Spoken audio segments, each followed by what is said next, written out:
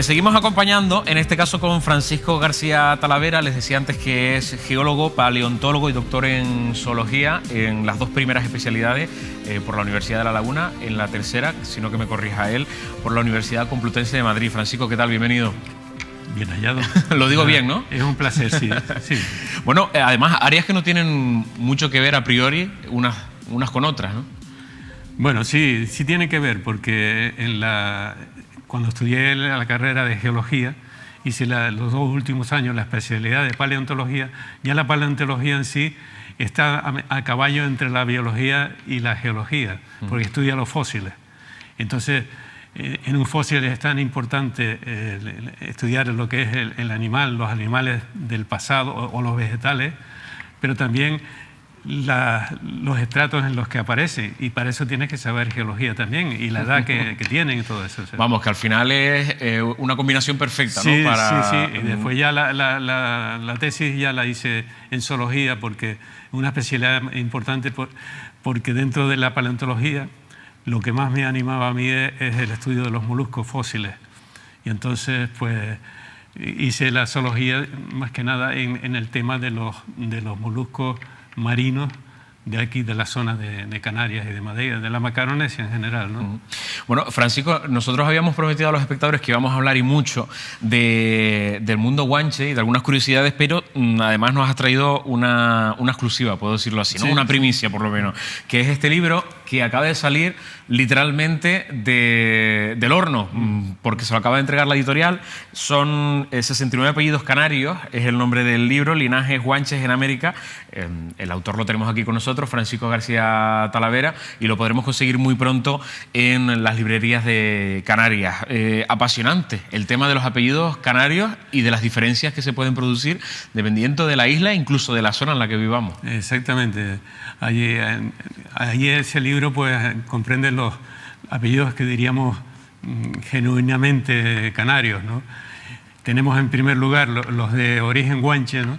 Que en este caso he escogido 7, aunque hay algunos más, pero 7 que son Baute, Bencomo, Chinea, que es un apellido guanche de La Gomera, el único que es de La Gomera, Guanche, el apellido Guanche, Tacoronte, Orama y Tenerife, que no está, curiosamente, el apellido Tenerife no está en Canarias, pero está en Baleares. Hay unos pocos, hay como unos 40 personas en Baleares, y eso viene de que si fueron unos esclavos de aquí, de la isla de Tenerife, fueron vendidos en el mercado de Ibiza, en el siglo XV. Francisco, y si yo me apellido Baute, que no es el caso, ¿eso me garantiza que mis antepasados eran aborígenes canarios al 100%? Sí, al 100%, que tiene genes del linaje guanche, o sea, eso es seguro, ¿no? Pero sin embargo también podemos tener antepasados guanches, aborígenes, teniendo apellidos que a priori parecen castellanos, o que lo son,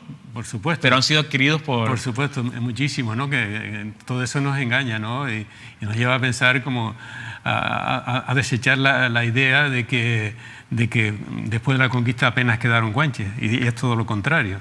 Quedaron en mayoría con respecto a los conquistadores que se quedaron, que fueron muy pocos, y los colonizadores que vinieron después, que eran portugueses, castellanos, quizás más portugueses que castellanos, que esa es otra cosa que la gente no sabe mucho, ¿no? Pero de ahí tanto apellido portugués como hay aquí. Hay más de 130 apellidos portugueses, muchos de ellos están castellanizados, ¿no? Y el Hernández, por ejemplo, el Hernández es un apellido muy común aquí, y casi todos tienen origen guanche, porque sobre todo a los de linaje así real, diríamos, no, tanto los guanartemes, los de la familia noble de Gran Canaria, que vinieron a la conquista aquí, como los de los Menceyes, toda la familia de los Menceyes de aquí también, los bautizaban casi todos con el apellido Hernández, curiosamente, ¿no? Entonces hay una gran... El apellido Hernández, para que te hagas una idea, el apellido Hernández, aquí hay unos 155.000 personas apellidadas Hernández, fíjate, en Canarias. 155.000. Sí. Y sin embargo, en Madrid hay unos 75.000, y en Barcelona menos todavía. O sea, que hay más Hernández en Canarias que en Madrid y Barcelona juntos. Y eso ya te dice, porque Madrid es como un compendio de España. De toda España, de ¿no? toda España, exactamente. Una muestra. Una muestra. Y Madrid, que tiene 6, y la provincia, ¿no? Lo que es la comunidad, 6,5 millones, algo así. Y Barcelona, pues unos 4, lo que es la provincia de Barcelona, no Cataluña. O sea que eso nos da una idea del apellido Hernández, que después pasó, que esa es otra. En ese libro hablo del salto de los canarios a América, ¿no? Esos apellidos están mucho más, son más abundantes en todos los países americanos con presencia canaria que aquí mismo en Canarias, ¿no? Francisco, ¿y cómo podemos saber todo esto? ¿Cómo se constata? Porque, claro, yo toda la vida he entendido que sobre el mundo aborigen y lo que pasó inmediatamente después, poco se sabe porque poco se escribió. Sin embargo, tú me estás hablando con una claridad y con una certeza que a mí me sorprende. Sí, yo prefiero, bueno, yo procuro utilizar el método científico siempre. Yo prefiero, que nombraste a aborígenes, yo prefiero nombrar los guanches, desechar ya un poquito lo de aborigen, porque hasta mediados del siglo pasado todo el mundo, tanto a nivel popular, aquí en Canarias, como fuera de Canarias, ¿no? En España, y a nivel científico, cuando se hablaban de los antiguos canarios, decían los guanches. Y ya se ha ido perdiendo, ¿no? Entonces, porque se dice que eran los guanches únicamente de Tenerife, pero en realidad eso no está claro, porque hay en Gran Canaria, por ejemplo, la necrópolis diríamos, más paradigmática, la mejor necrópolis que hay ahí se llama la Guanche en Galdar. Después tenemos también un caserío de Terror, se llama Guanchía. El velero que suele ganar muchas veces en la vela latina, en las regatas de vela latina, se llama el pueblo Guanche. Después hay un equipo de lucha canaria en Aruca, se llama los Guanches de Aruca. Y después topónimos en el sur de Gran Canaria, la punta de los guanches, el lomo de los guanches, no sé qué. O sea, quiere decir, y eso en todas las islas. Pues fíjate que yo lo estaba haciendo por prudencia y me has desmontado mi prudencia en un momentito. Bueno. Bueno, te decía eso, que cómo podemos saber todo esto, si yo por lo menos tenía entendido de que poco se sabía, poco se escribió, sí, poco se estudió sobre lo que pasó. Es que desgraciadamente en los colegios, incluso ahora, hoy en día, yo cuando estudié, pues, bueno, yo le preguntaba a los profesores los guanches, me interesaba, desde pequeñito tenía yo, no, eso eran unos bárbaros que vivieron aquí, pero todos ustedes, era la época franquista, claro, ¿no? Había una intención. Exactamente, decir, no, y todos ustedes descienden de los españoles, todos ustedes descienden de los conquistadores, eso se extinguieron. Pero aún hoy en día, los contenidos canarios se dan muy poco, ¿no? Desgraciadamente todavía no ha cuajado eso, ¿no? A nivel escolar e incluso a nivel ya universitario. Entonces es una pena, pero bueno, poco a poco se están divulgando, están apareciendo ya unos estudios que están corroborando muchas cosas y están viendo se está viendo que nos han contado una historia muy sesgada y desde el punto de vista del conquistador y no desde el punto de vista del conquistador, que eran los guanches, ¿no? Bueno, pues de eso trata también esta entrevista, ¿no? De ayudar a la divulgación de todos esos nuevos conocimientos que estamos precisamente averiguando.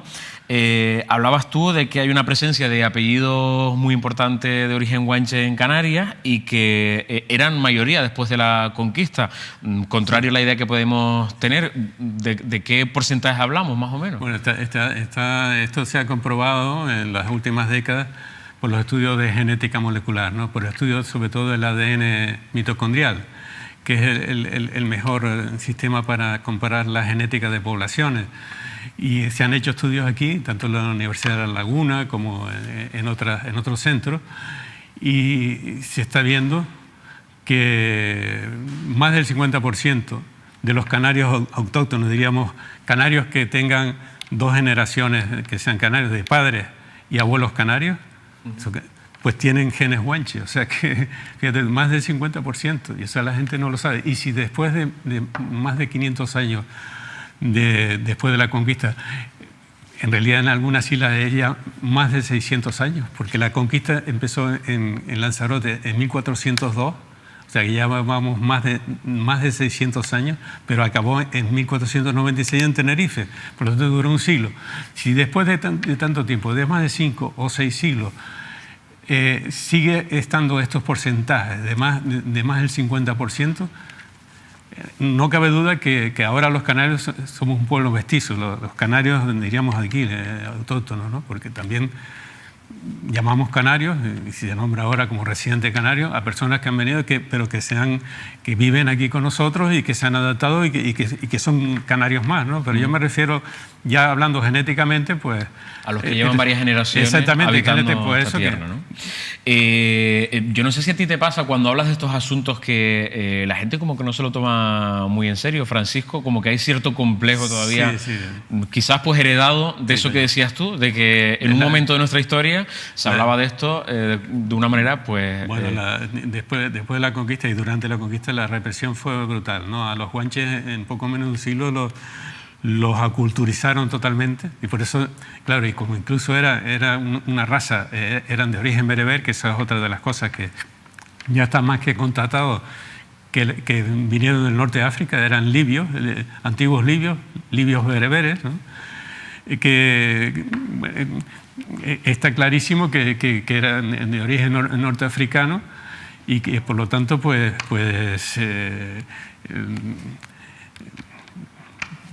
vamos, que eran africanos. Que eran africanos y que es indudable que ya eso está más que constatado por los estudios que se han hecho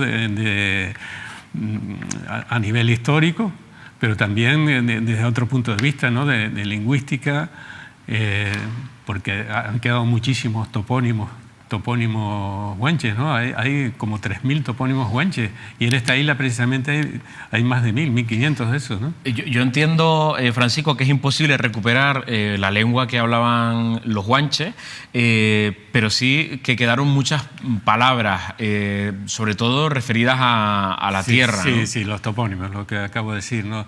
Desgraciadamente, por eso que estaba hablando, que sufrieron a poco de la conquista, sufrieron una gran aculturación y los bautizaron, les cambiaron sus nombres por nombres y apellidos castellanos y portugueses también, ¿no? Porque muchos fueron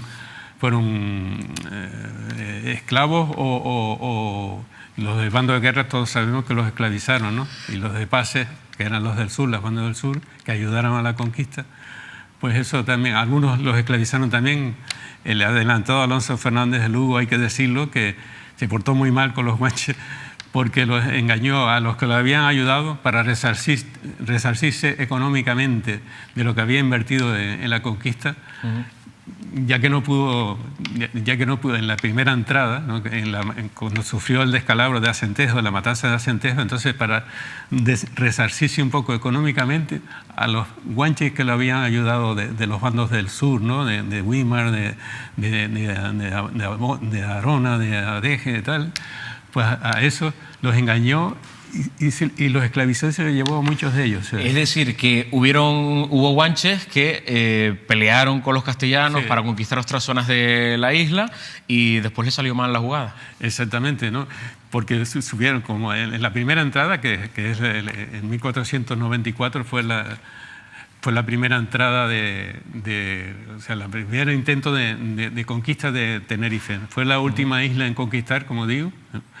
Porque estaba la isla bastante poblada y estaban acostumbrados a pelearse. Desde pequeñitos los adiestraban en el combate, ¿no?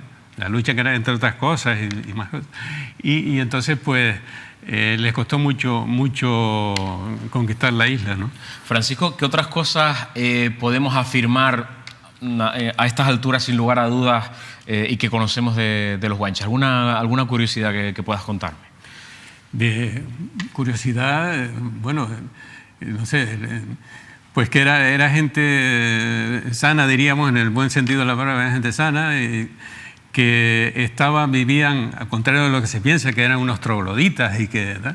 Sí, trogloditas porque vivían en unos habitáculos fantásticos, como son las cuevas, que se las encontraron aquí, eran tubos volcánicos y cuevas, que después las generaciones posteriores, muchos la adaptaron y hicieron sus viviendas, como hay aquí, y sobre todo en Gran Canaria, hay unas cuevas viviendas fantásticas porque durante todo el año la temperatura es la misma, es estable, 18, 20 grados, hace calor fuera y está siempre a la misma temperatura, o hace frío, pues está más caliente dentro, o sea que es fantástico.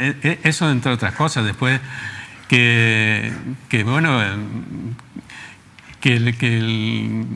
físicamente estaban bien, era un aspecto físico muy bien, o sea, era gente sana, ¿no? Y que tenía una organización social también bastante apta, ¿no? Para la época. No eran, como decía antes, no eran trogloditas, vivían en un neolítico forzado. Neolítico porque aquí no había materias primas, no había metales, y entonces tuvieron que adaptarse cuando llegaron a utilizar lo que había, ¿no? No había sílex tampoco, pero entonces la obsidiana, por ejemplo, los instrumentos cortantes los hacían con obsidiana. Sus armas de guerra eran a base de palos duros, ¿no? De madera, endurecido al fuego y piedras. Con eso se defendieron y fueron capaces de infligir una gran derrota como en Acentejo, la matanza de Acentejo, que ahí murieron 800. El ejército era de unos 1.200, de los cuales unos 100 y pico de a caballo. Y murieron, y quedaron 300, y muchos de ellos malheridos. O sea, murieron 800 personas. De ellos, sí, más. Murieron el 70%. Así.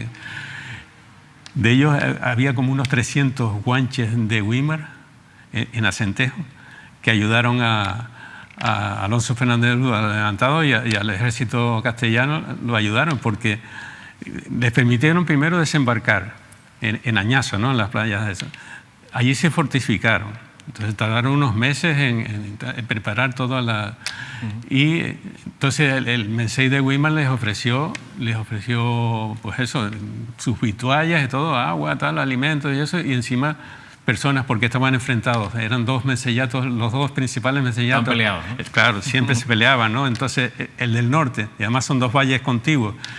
El mensellato del norte, el más rico, que era el de Bencomo, el mensellato de Taoro, y el del sur, que es el de Weimar, el principal mensellato. En esos dos valles estaban. Entonces, ellos se peleaban mucho.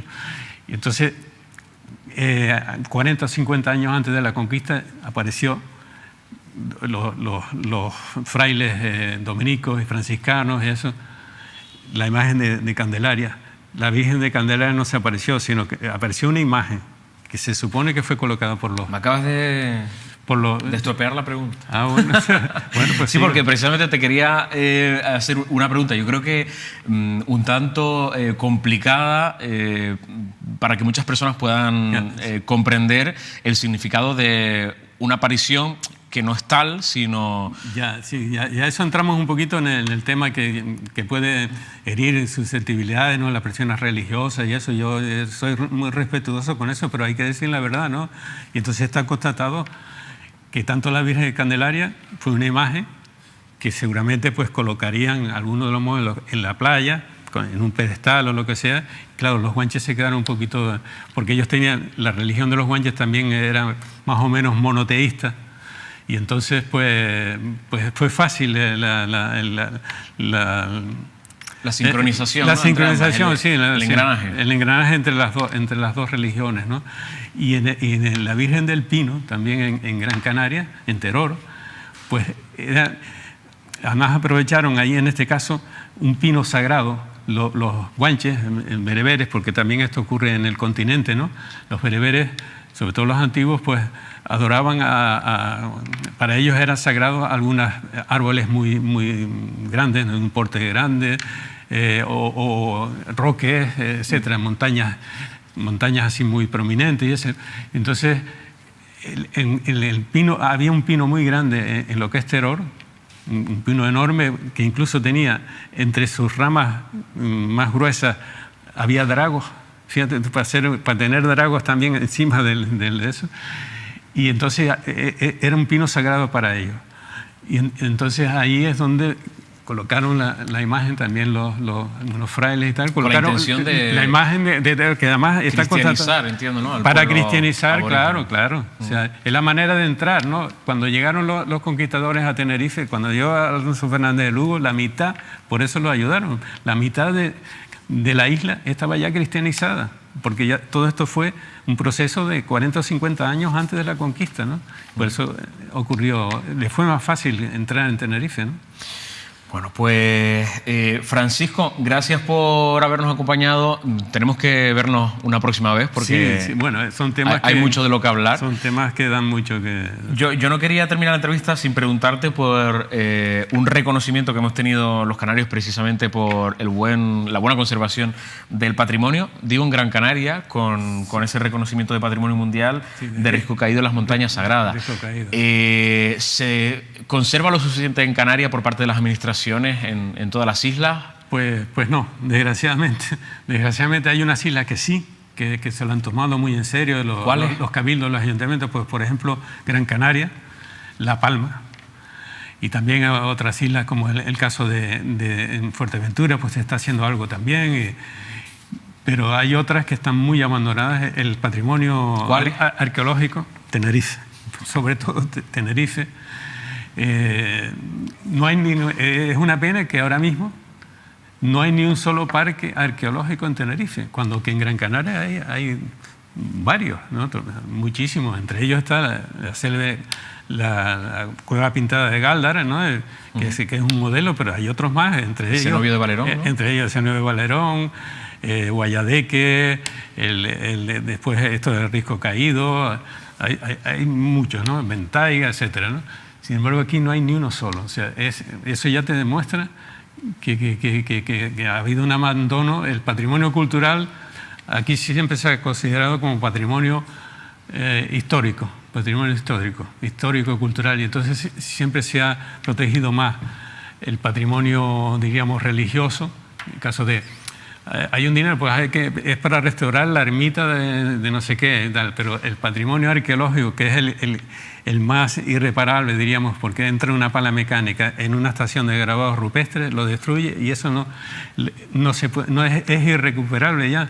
Sin embargo, el techo de una ermita que se cae tal, lo cambian, lo restauran y vuelve otra vez a... Esa es la principal diferencia. Esa es la diferencia, ¿no?